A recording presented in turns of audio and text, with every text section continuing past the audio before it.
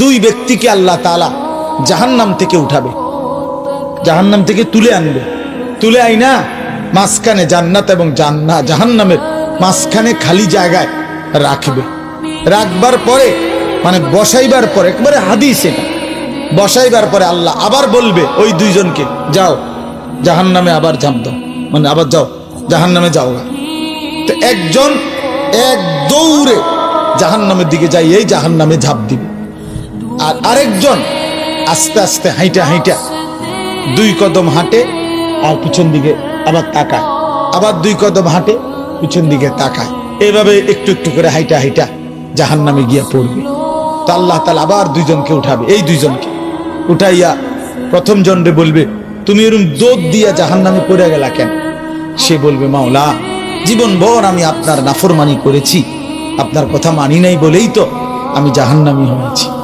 আজ যখন আপনি আমারে জাহান্নাম থেকে তুলে ওই মাঝামাঝি জায়গাতে রাখছেন, রাইকা আবার যখন কইছেন জাহান্নামে যাইতে, পড়তে, লাফ দিতে, তো এটাও তো আপনার একটা হুকুম।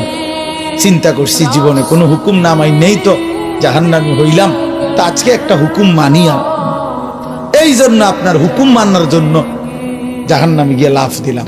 আল্লাহ বলেন, আমিও তোকে মাফ করে দিলাম, যা জান্নাতে যা। এইবার আল্লাহ তাআলা বলবে দ্বিতীয় জনকে, তুমি এরকম করলা কেন? তুমি কি তা জানে পিছে পিছে কি চাইলা? তো সে বলবে, মাওলা আমি তো জাহান্নামী, আমার আযাব তো হচ্ছিলই, তো আপনি যখন আমারে জাহান্নাম থেকে তুলে এই খালি জায়গায় আইনা বসাইলেন, আমি ভাবছি আপনার মায়া লাগছে, আমারে দয়া করবেন, আমি মনে করছি আমারে মাফ করে দিছেন বা মাফ করে দিবেন, এই জন্য উঠাইয়া আনছে। এখন আবার যখন আমারে জাহান্নামেই পড়তে কইছেন, যেন আমি একটু একটু আগাইয়া পিছন দিকে চাই, আপনি কোনো ডাক দেননি, আপনার মায়া জানি আবার লাগেনি কোনো, আপনি আমারে ডাক দেননি। তো আল্লাহ তাআলা বলবেন, বান্দা আমি তোকেও মাফ করে দিলাম, যা তুইও আমার জান্নাতে যা।